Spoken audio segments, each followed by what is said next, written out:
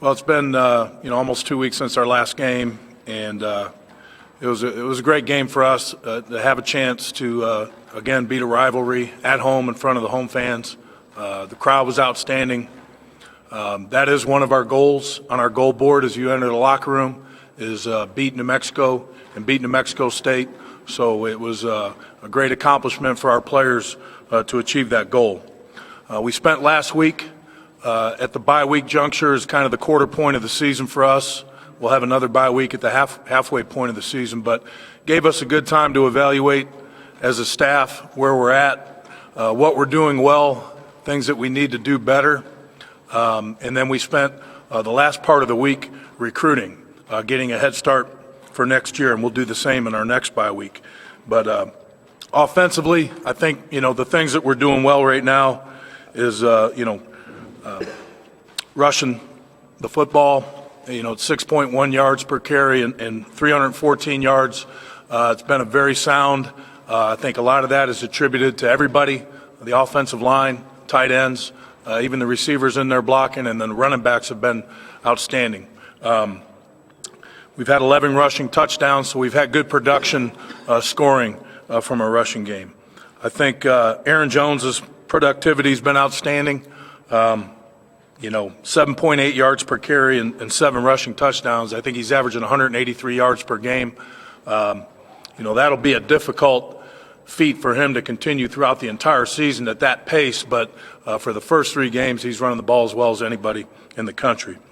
The other thing that we've been very pleased with, we have 1 turnover in 3 games, which is number 1 in Conference USA. That puts us at +5 on the year, and really, all we care about is wins and losses. How we get there is a non-factor, but 2 things that always factor into wins and losses are turnovers, certainly, and penalties. And that's 2 things that we emphasize every day with our players, with ball security, getting the football, making sure we hang on to the football, and then, and the type of accountability we hold in our program carrying over to the discipline of penalties. So we've been very happy with both those categories. We're number 1 in Conference USA in turnovers, and we're number 2 in Conference USA currently in penalties per game. Offensively, we've only had 3 penalties in 3 games, 2 holding calls and 1 false start, so really only 2 penalties on the offensive line, and I've already mentioned how pleased I've been with that group as far as turnovers, penalties, and sacks. We're also number 1 in Conference USA in sacks right now. We've only had 1 registered sack, and kind of a misnomer. It was when Aaron Jones threw the ball behind the line of scrimmage and got credited for a sack on that one because the ball didn't cross the line of scrimmage. But it really, as far as quarterbacks are concerned, there's been no sacks on the quarterbacks, which is outstanding by the offensive line and the quarterbacks getting rid of the ball. 3rd down conversions have been good. We're at 50% as a goal going into the season. That's where we wanted to be. We're number 2 in Conference USA there. And then time of possession. I think we're averaging 36.33 seconds per game. Again, that's 2nd in Conference USA. That's about where we want to be from a ball control standpoint. And then the other thing that's been a real positive offensively is 12 drives of 70 yards or more. That means that we're putting together efficient drives, running, passing, and finishing the drives, which is a goal going into the season. So those are some things we're doing well. Things that we need to clean up offensively. We're only averaging 5.6 yards per pass attempt. That's nowhere near where we want to be, and only 119 yards per game with only 2 touchdowns production. I've mentioned it before. Our passing production has to get better. I thought it took a good step in the New Mexico State game with Jamil's efficiency being at 80%. That's where we expect him to be in that 70 range, and I think he'll bounce back from that. I thought the receivers bounced back in that game. We want to build off of that. Other things we need to improve upon, on some of our screen games we've had some drops. Some open field jailbreak screens, and again, we'll keep toying around with the right personnel until we get the right people in those situations that are going to catch the ball. And then we've had 2 4th down conversions this year we were unsuccessful on, and that's unacceptable. So those are things that we need to clean up offensively. Defensively, getting turnovers, three interceptions, 3 fumbles, again, putting us number 1 at Conference USA. That's been the difference for us. It's getting turnovers and getting the ball from the offense. Defense has been very good on 3rd downs. holding opponents to 35% efficiency. I think that's 5th in Conference USA. More productive plays behind the line of scrimmage. We've had 17 tackles for losses as opposed to 5 last year at this point. The linebacker production's been very good. Combined, they have 50 tackles, 6.5 of those for losses, 2 quarterback hits, and 1 pass breakup. Compared to the linebacker production we had last year, that's probably twofold at this point of the season. And from an assignment standpoint and from a missed tackle standpoint, that's been cut in over half. Again, that is a reflection of Coach Stoker and his staff, working on fundamentals and the players understanding the system better. And when you understand the system better, you tend to fly around and just play football rather than be hesitant and think. Some things that we need to improve on defense: space tackling. We have had some opportunities where the free blitzer in the hole or in open field, and we have missed some tackles. We need to improve upon that. Our eyes when we are in man coverage. We got beat on some wheel routes against New Mexico State because our eyes were wrong in man coverage. We need to clean that up. And all in all, probably the biggest thing that stands out, we need to clean up the big chunks in the passing game. I think we've been eliminating the big chunks in the running game the last 2 games well, but in the passing game, 15.1 yards per catch, that's too high of an average for the opponent. And then 2 things that we definitely need to clean up. There's been 2 personal fouls on defense. One I can kind of see that was understandable, was right as the whistle was blown, but the other one was inexcusable, so we need to clean those things up. From a special teams standpoint, been very pleased with our punting game. Mike Ruggles is averaging 48 yards a punt, which is number 1 in Conference USA, and we're averaging 42.1 net punt. That's including the returns. That's excellent considering we've had many pooch punts in there with Jamil and Michael Sroka. Kickoff return is 2nd in Conference USA. We're averaging 27 yards per return. Again, I feel Autry Golden's one of the more dangerous kick returners in the country, certainly in our conference, and we expect that to continue. They're going to see an extreme challenge this week as we start talking about Kansas State. Kickoff cover has been excellent. The opponents have been averaging a 20-yard return, which again is 4th in Conference USA, and then Maddox has been doing a great job of banging the ball out of the end zone. He's got 15 touchbacks on the year, and that eliminates a lot of kickoff returns, so that's been excellent. Things on special teams that we can clean up. The punt return unit has to improve. Our goal is 10 yards per punt return. Right now we're only at about 5.5, and then we've had 2 missed block opportunities where schematically the guy came free, and technically he's got to do a better job. We could have had 2 blocks in the red zone that we didn't cash in on. We can't miss on those opportunities moving forward. And then we can also improve on PAT field goal. We've missed 1 field goal, which is at 75%. That's our goal. But we have had 1 missed extra point that was very costly in the outcome of our Texas Tech game. Overall, as a team, the 2 things that stand out in my mind that I've been pleased with is penalties and turnovers. And we need to continue on that path against excellent teams. We're going to see one next week, and we can't afford the ball to be turned over. And the teams that they've been playing, their opponents have been highly penalized. We can't be one of those teams. We have to go in there and play discipline. The other thing I've been very pleased with is the El Paso fans. Right now we're ranked number 1 in Conference USA in attendance, averaging 34,000 fans per game, and they've been extremely vocal. I can't tell you how much that energizes our players and energizes the team and makes it tougher on the other teams. And we've put those teams in some false start situations. Every team that we've played at home, New Mexico State and Texas Tech, have had difficulty with the crowd noise, and again, that's a tribute to our great fans. Moving forward, talking about Kansas State, this will be the best football team that we play this year. I have no doubt about that. They're extremely well coached. They're ranked 25th in the nation right now. Time of possession-wise as a team, 32 minutes, so they like to control the ball, control the clock as well. And they're one of the least penalized teams in the country. So a lot of the same things that we're preaching to our own players, they're doing an excellent job of. Their offense has basically improved in every category from last year. They're averaging 33 points a game, 171 yards rushing a game, 240 passing. They're 71% in red zone touchdown scoring, which is excellent, and 52% on third downs. So they've been very efficient offensively. I think the quarterback is outstanding. He manages the game for them. You can tell he does a lot of run, pass checks. This guy is dangerous. not only throwing the ball but running as well. He's got 236 yards rushing, 707 yards passing. He accounts for 6 touchdowns. This guy's a leader, and he can extend plays with his legs, and he does a good job of doing that. I think number 16 is, he's an All-American receiver. Lockett comes from a great football tradition family there at Kansas State. He'll be one of the most explosive receivers that we'll face all year, and he's also one of the best punt returners in the country. This is a guy that poses some matchup problems, and we're going to have to be on our best to contain him. 14, the other receivers, got 16 catches. He leads the team so far this year. They got an excellent tight end in number 85, big guy, about 6'5", 255. He's got 8 receptions this year. He's also a good blocker. They got 2 returning all-conference linemen, the left tackle, number 55, in the center, number 66. They're a physical unit up front, and they do a nice job of opening holes and protecting their quarterback. And then the running back that they have is a very physical runner. He's got 5 touchdowns, number 24. They also utilize him in some Wildcat packages down near the red zone that we'll have to be alert for. But all in all, they're a very balanced, physical offense, and they do a nice job with the run-pass reads. Defensively, this is one of the best defenses in the nation. I think they held Auburn, who's one of the most explosive offenses in the nation, to their least production in the Gus Malzahn era. They held them to 55 yards rushing in the first half. And Auburn last year, I think, led the nation in rushing. So the excellent run defense.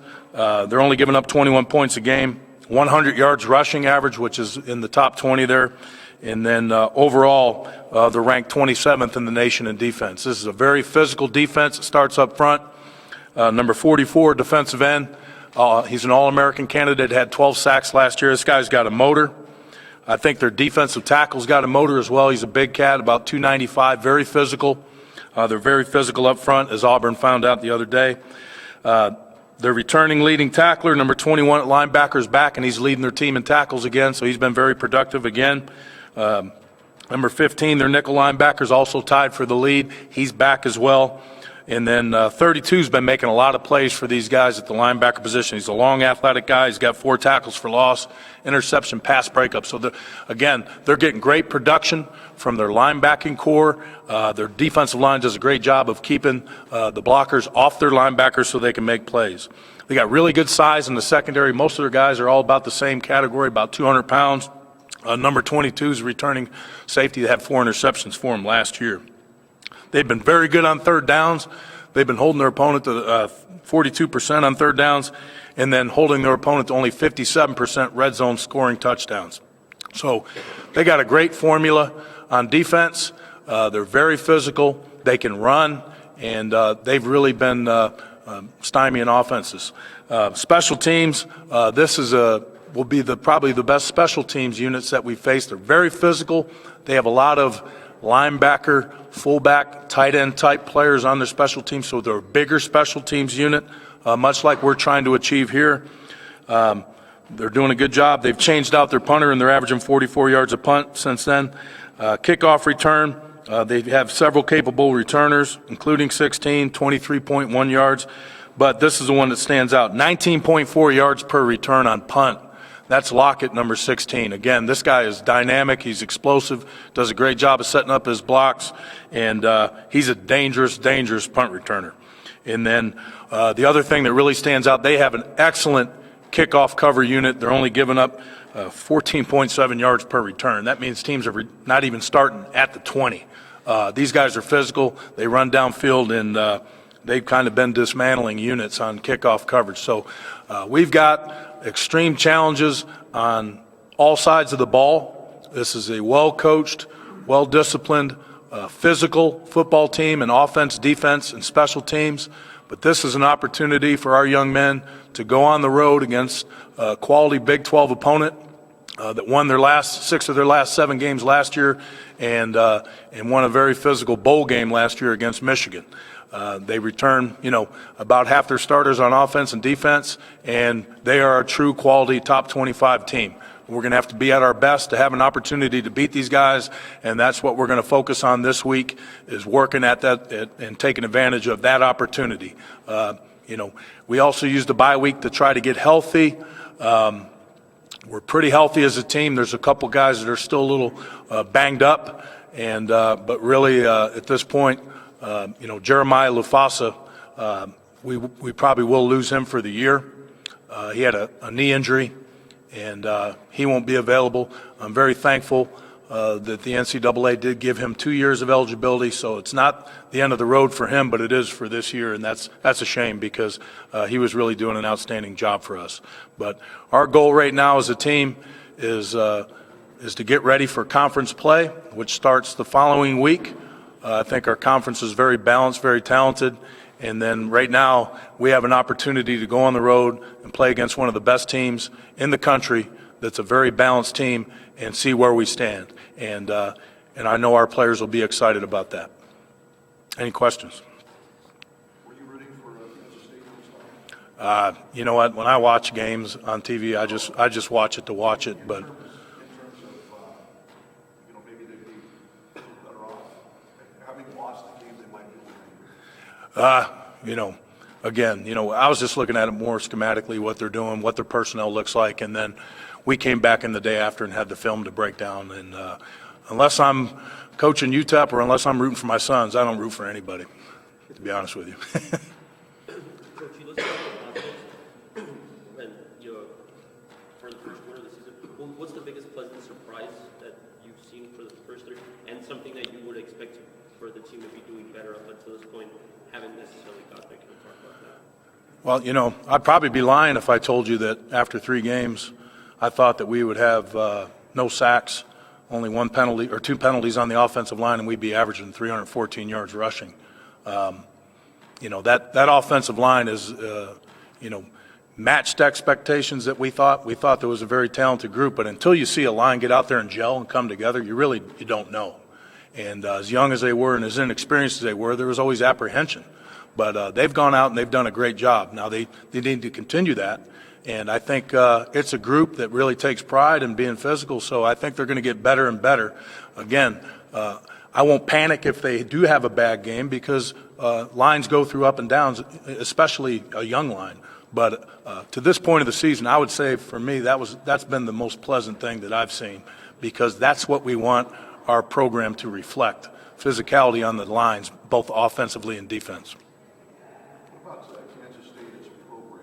What have they been able to accomplish? How have they been able to get where they are? Because they used to be pretty good. A long time ago, I think Coach Snyder has really, put them on the map. They had a great formula, for years. They play outstanding defense. They get players that fit their style. They don't always get the top recruits, but they do a great job of getting JC transfers that fit the style of offense and defense that they play.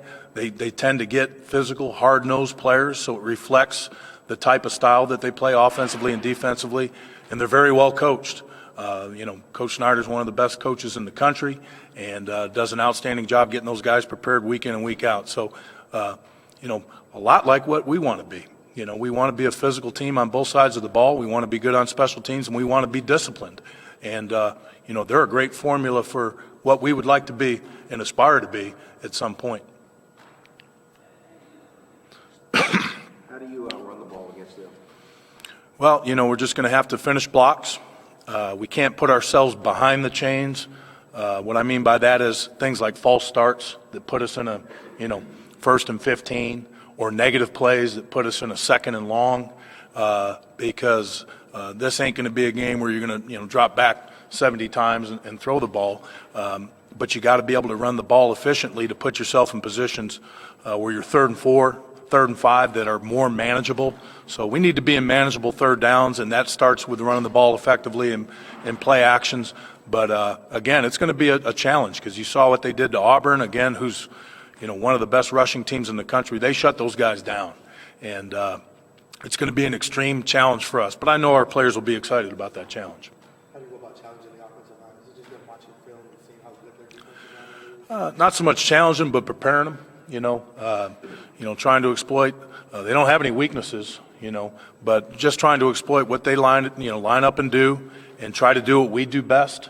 And really, it sounds crazy, but I don't necessarily get so much concerned about the other team as I do my own team, and making sure that they're prepared, that they're practicing hard, that they're trying to get better, because really all in the end it is about us. It is about our team. We know they got an excellent team. We know they got an excellent scheme, and they're well coached. I'm more concerned about our guys getting prepared and us doing what we do best. Does David Ham kind of fill that role for the defense? He will. You know, he's going to get those opportunities, and he's a very talented young back.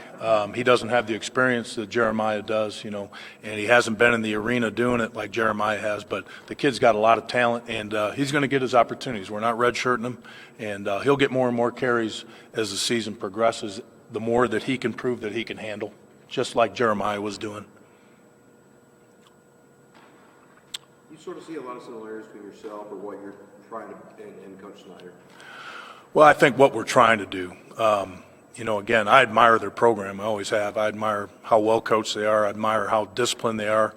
And I admire that they just try to get the type of guys that fit their program. They don't worry about the 5 stars. They don't worry about what other people think about their recruiting. They're just trying to get guys that fit their puzzle, and they do a great job of collecting those guys, coaching them up, and you just see a hard-nosed physical team. That's what we aspire to be.